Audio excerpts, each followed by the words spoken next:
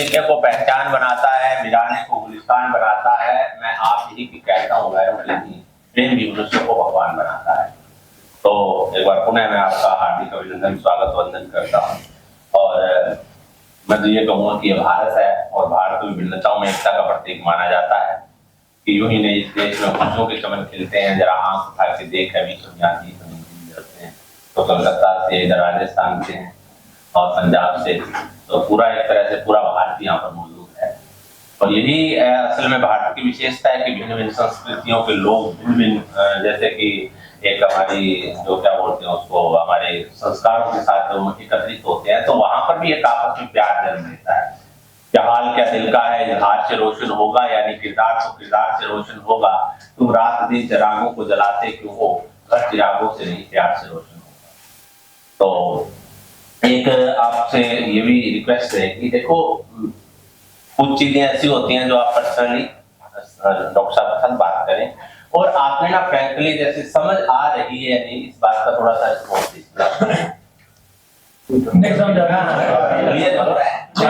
Topic कोई भी चीज है ना, एक व्यक्ति का जब प्रैक्टिकल होता है ना, तो वो यूं का यूं जाता है कि दिल्ली वहां से ऐसे जाते हैं तो यहाँ ये आता है, यहाँ आता है, क्योंकि इन्होंने दिल्ली देखी है, ठीक है, क्योंकि इनको पता है सारी चीजों का। तो उसी तरह से जैसा प्रैक्टिकल होता है, जब हम लोग बताते हैं तो ठीक वैसा पिक्चराइजेशन सुनने वालों के मन में बन जाता है। लेकिन कई बार भाषा की वजह से, बताने के तरीके की वजह से चीजें हमें निकल आती है। लेकिन हम लोग पूरा इसको समझने के लिए प्रतिबद्ध रहेंगे भी, हमें हर चीज जो है वो क्लियर होनी जरूरी है, ठीक है। एक बार हो गई, उसके बाद हम लोग आगे का जो स्वयं जिसको कहेंगे आत्मोन्नति के लिए बिल्कुल प्रैक्टिस करेंगे। तो एक बार पुनः राजेंद्र जी अभी सेशन को शुरुआत करेंगे, और इसके ठीक बाद हम लोग लंच के लिए यहाँ पर एक बहुत ही मशहूर होटल है वहां पर चलेंगे, ठीक है। तो अभी ये सेशन राजेंद्र जी।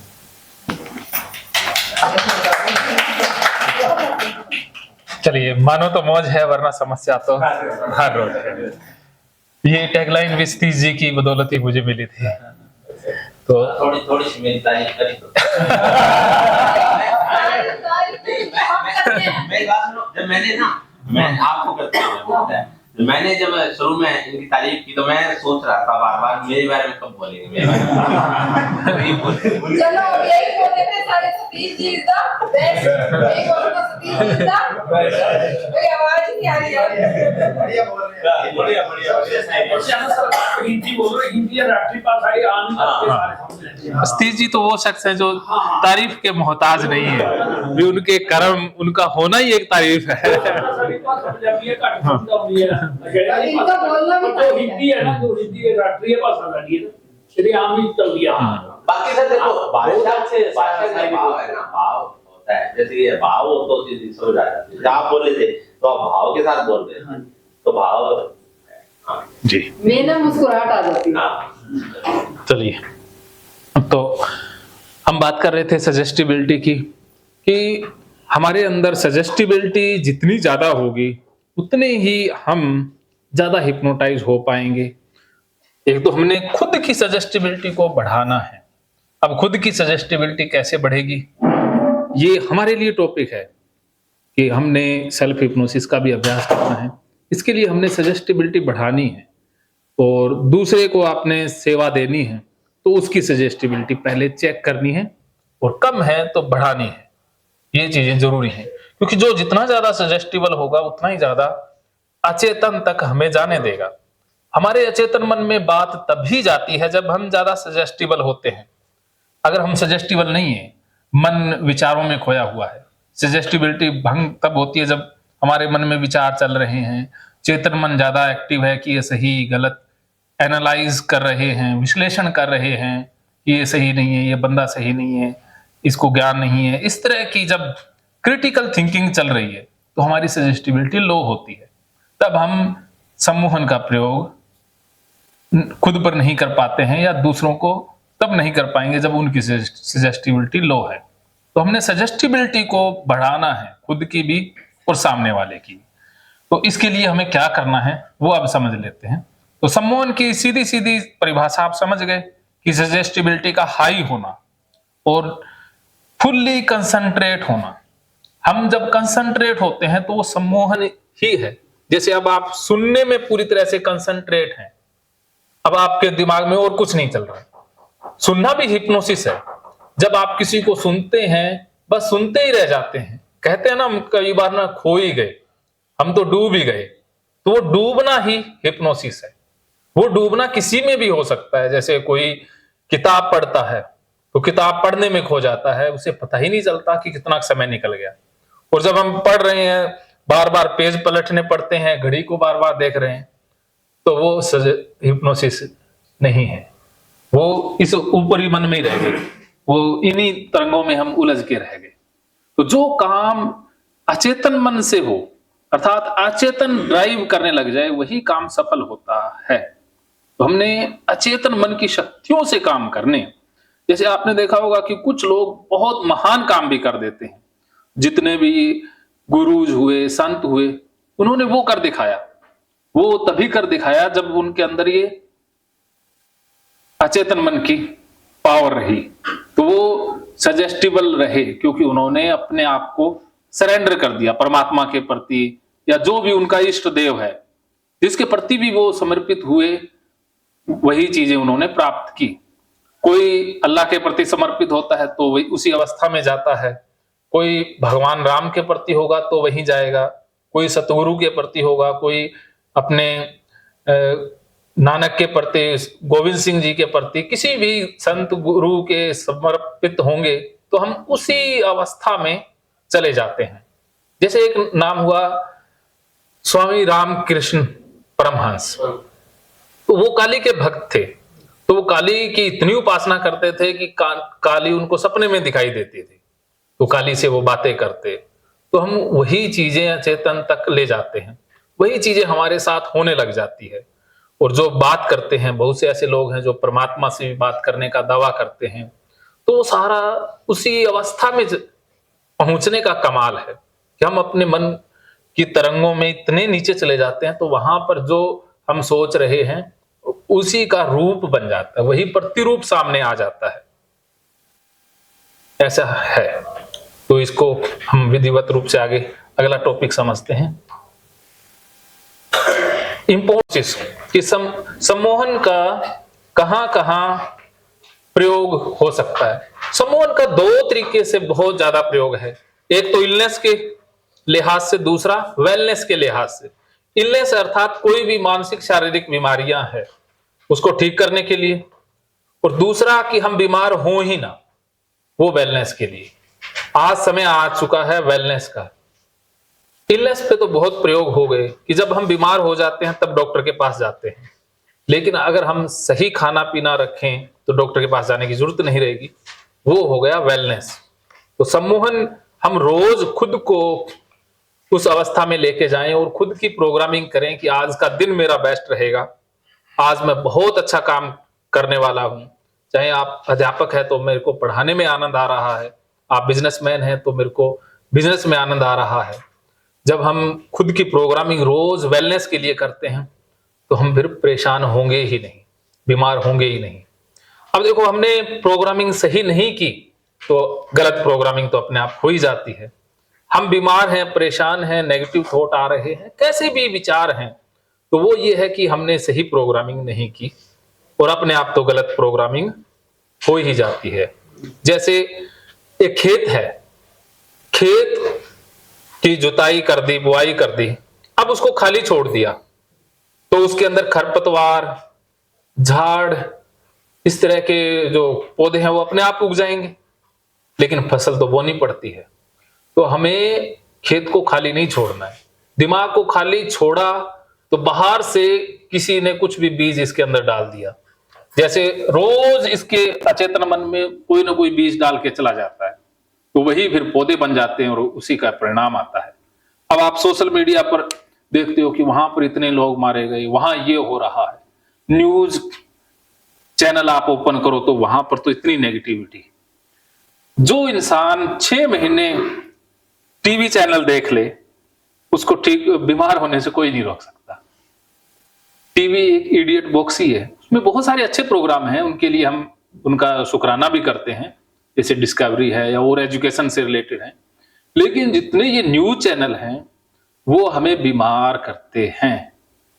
जी मैं मानता हूं, मेरा पर्सनल ओपिनियन है कि हम ज्यादा क्रिटिकल हो जाते हैं, हम चेतन मन में बुद्धि तर्क में उलझ जाते हैं, उतनी नेगेटिविटी हम फिर खराब हो जाते हैं, तो हम बीमार हो जाएंगे। जो डिप्रेशन है, चिंता रोग है, ये सारा इसी के कारण है, क्योंकि ज्यादा टीवी देखेंगे तो हमें डर सताने लग जाएगा कि, और असुरक्षा का भाव आएगा कि मैं सुरक्षित तो है ही नहीं। जैसे हम किसी कौम के प्रति या किसी स्थान के प्रति धारणा बना लेते हैं कि वहां पर जाना सेफ नहीं है, वहां पर क्राइम होगा, ये होगा, तो हमारे मन में तो वही चीजें पहले ही आ गई, तो हम पहले ही क्राइम में तो चले गए ना। तो वो बीज तो सोशल मीडिया ने डाल दिया ना, तो वो चीजें हमें डिस्टर्ब कर देती हैं। वरना जो संत महात्मा है उनके मन में कोई बीज ही नहीं है, वो उसी स्थान पर चले जाते हैं, लेकिन उनके साथ कुछ नहीं होता, क्योंकि उनके मन में वो नहीं है, उनके मन में वो पॉजिटिविटी है। तो ऐसा ही हम बन सकते हैं। तो हमने बीज डालते वक्त सोचना है कि मैं क्या बीज डाल रहा हूं, वरना अपने आप तो इसमें खराब चीजें जाती ही रहेंगी। जैसे आप कोई भी खाना खाते हैं, जैसे अभी आप खाओगे कुछ जैसे पिज्जा बर्गर, ऐसा फूड जो हमारे शरीर के लिए नहीं है, वो अगर हम खा लें तो क्या हाल होगा, क्या हाल होगा? फूड पॉइजनिंग हो जाएगी, बीमार हो जाएंगे, शरीर की बीमारियां लगने की संभावना बढ़ जाएगी। वैसे ही अगर मानसिक डाइट हमारी सही नहीं है, मन की खुराक सही नहीं है, तो मन के साथ भी वही हाल होगा, गुस्सा आएगा, नेगेटिव इमोशन पैदा होंगे। और रोज रोज वही डाइट लेते रहें तो हमारा मन बीमार होता ही होता है। तो वो गलत डाइट की वजह से है, तो आज से वो चेंज करना है हमने। तो इसके लिए भी हिप्नोसिस का प्रयोग है कि हम सही से इसके अंदर डालें चीजें, सही रोज इसको ट्यून करें। जैसे मोबाइल में वायरस आ जाए तो उसमें उसको फॉर्मेट करना होता है और अगली बार के लिए एंटीवायरस डाल के रखना पड़ता है। तो ऐसे ही है, हमारे माइंड में भी इतने सारे वायरस पहले घुस चुके हैं, पहले तो उनको निकालेंगे कैथारसिस के द्वारा, और फिर आगे से ना आए इसके लिए वेलनेस हिप्नोसिस, हम खुद की रोज प्रोग्रामिंग करेंगे। और रोज प्रोग्रामिंग करने का तरीका सुबह शाम तो है ही है, इसके साथ साथ जो सोने से ठीक पहले, जागने के ठीक बाद, तब हमारी जो फ्रिक्वेंसी है ना वो अल्फा, जब आप नींद में चले जाते हैं तो सबसे पहले तो यहां होती है, जैसे बिस्तर पर जाते हैं तो धीरे धीरे धीरे धीरे चले जाते हैं, तो अल्फा होते हुए, ये थीटा होते हुए हम चले जाते हैं इसमें डेल्टा में। तो जब यहां से जा रहे होते हैं ना, हल्का सा हमें नींद लगने वाली सी है, उस समय हम हिप्नोटिक स्टेट से होकर के गुजरते हैं। उस समय जो हमारे मन में विचार है वही सारी रात चलेगा, तो उस समय हम प्रोग्रामिंग इसकी कर दें सही। उस समय सही प्रोग्रामिंग कैसे करनी है वो बाद में सीखेंगे, लेकिन आपकी टाइम का पता लग गया। हाँ, बता दीजिए अल्फा, थीटा और ये डेल्टा। तो उस समय हम जो मन में भाव रखेंगे, जो पिक्चराइजेशन करेंगे मन में, वही हमारा स्वभाव बन जाएगा। वो ठीक उठने के बाद, क्योंकि उठते हैं तो इससे ऊपर की तरफ आते हैं, तो इसी अवस्था से होकर के जागते हैं। जब जाग रहे हैं उसमें मन सुस्त सा होता है, चेतन मन अभी काम करना आरंभ करने ही वाला है, उस समय भी हम प्रोग्रामिंग इसकी बेस्ट कर सकते हैं। और उसके बाद तो फिर मेडिटेशन वाला तरीका है ही। तो ये चीजें हैं। तो मन का स्ट्रक्चर आप समझ गए हैं कि मन 3 प्रकार का होता है। सबकॉन्शियस को हमने अनकॉन्शियस ही मान लिया था, क्योंकि ज्यादा डीप में जाने की जरूरत नहीं है। तो मन का पूरा आपने टॉपिक समझ लिया है। अगला टॉपिक आता है लॉ ऑफ अनकॉन्शियस माइंड, कि अचेतन मन के कुछ नियम होते हैं कि अचेतन मन तक हमने बात पहुंचानी है। अब आपकी यही इच्छा है कि हम अपने अचेतन मन तक बात पहुंचाएं कैसे, यही चाहते हैं कि हम अपने अचेतन मन की प्रोग्रामिंग कैसे करें, उसके तरीके कौन से हैं। तो उसके जो 3 तरीके हैं वो है, सबसे पहला है रिपीटिशन, कि जो चीजें बार बार होती हैं उसे मन हमारा मान लेता है। जैसे आप रिश्तेदारी में गए, जैसे महिलाओं की बात कर लें, एक महिला को कहा जाता है कि अरे तेरे को ये साड़ी सुंदर नहीं लग रही, उसको 5-6 लोग कह दें तो वो साड़ी निकाल के दूसरी पहन लेगी। उसे लगेगा ये साड़ी तो मेरे काम की है ही नहीं, ये तो मेरे लिए ठीक है ही नहीं। शायद वो बहुत सुंदर लग रही हो, लेकिन 5-6 लोगों ने इसे कह दिया तो उसको वो रिपीटेशन से मान लिया ना। तो जो चीजें बार बार रिपीटेड होती हैं उसे हमारा चेतन मन स्वीकार कर लेता है, और इसी फार्मूले के द्वारा हम हिप्नोटाइज होते हैं। जो विज्ञापन हमें बार बार दिखाए जाते हैं, दांतों की सफाई मतलब कोलगेट, अब हमें इतना ही लगता है दांतों की सफाई होगी तो कोलगेट से होगी, बाकी तो किसी से होती ही नहीं है। तो वो हिप्नोटाइज हो गए हैं क्योंकि वो रिपीटेशन हुआ है ना 1000 बार। ये जो कंपनियां हैं, इतने जो कॉर्पोरेट घराने हैं, वो इन नियमों को समझते हैं। वो इतना पैसा क्यों विज्ञापनों पर लगाते हैं? उनको पता है कि इंसानी दिमाग कैसे काम करता है। उनकी जो टीम में, उनकी कंपनी में हाईली पेड साइकोलॉजिस्ट होते हैं जो हर वक्त मार्केट का सर्वे करते रहते हैं कि किसी की आदतों को कैसे बदलना है, किसी की आदतों को कैसे लगाना है। जैसे हम छोटी सी आदत, कोई अच्छी बुरी तो नहीं है, लेकिन वो मन में चली जाए तो वो हमारे लिए वही रोल प्ले करती है। जैसे अब शराब का उदाहरण ले लेते हैं कि कुछ लोग उससे वाकिफ ज्यादा होंगे। वैसे उसमें कोई टेस्ट तो है नहीं, पहली बार पियोगे कोई मजा नहीं आएगा, क्या गंदा सा पी रहे हो, कुछ नहीं। मन तो कहेगा, चेतन मन, इसमें यार कोई मजा ही नहीं है, पीने में कोई टेस्ट ही नहीं आ रहा है। लेकिन हमने इतना सुना है कि इसमें तो बहुत कुछ होता है, नशा हो जाता है। तो अब मन की कहां चलेगी? मन कहेगा ना मजा नहीं है, लेकिन हम रोज पी रहे हैं, 3 महीने तक रोज पी, तो उसके बाद मन कहता है यार मेरी तुमने माननी तो है नहीं, अब जो तुम कहते हो वही सही है। तो वो उसी चीज में फिर प्लेजर क्रिएट कर देता है रिपीटिशन से। हम चाय पी रहे हैं, जिस बच्चे ने कभी चाय नहीं पी 10 साल तक, उसको चाय दोगे वो नहीं पिएगा, वो कहेगा क्या गरम गरम सा पी रहे हो। लेकिन बचपन से ही चाय पीते आ रहे हैं तो हमें अब वही चीजें अच्छी लगने लग गई है। अर्थात हमारा मन उसी चीज में प्लेजर क्रिएट कर देता है, अर्थात वही चीज हमारे अचेतन मन का हिस्सा बन जाती है, रिपीटिशन। तो आप जो चीजें बार बार करोगे वो आपके अचेतन मन में चली जाएगी। तो एक तो है रिपीटिशन का नियम कि जो आप चाहते हो उसे आप करना स्टार्ट कर दो। समझ गए? क्या समझे? वो बार-बार सोचे, एक्शन में लाए। हाँ, सोचो अच्छी चीजों को बार-बार मैं कर सकता हूँ। हाँ, बार-बार आप कॉन्शियस स्तर पर, ये कॉन्शियस स्तर पर होता है रिपीटिशन, या आप कॉन्शियस स्तर पर भी आप कर सकते हैं, भी जो चीजें बार-बार रिपीट करोगे। एक बार क्या हुआ कि एक पशु व्यापारी मेले में गया, उसने बकरी खरीदनी थी और उसने बकरी खरीदी भी।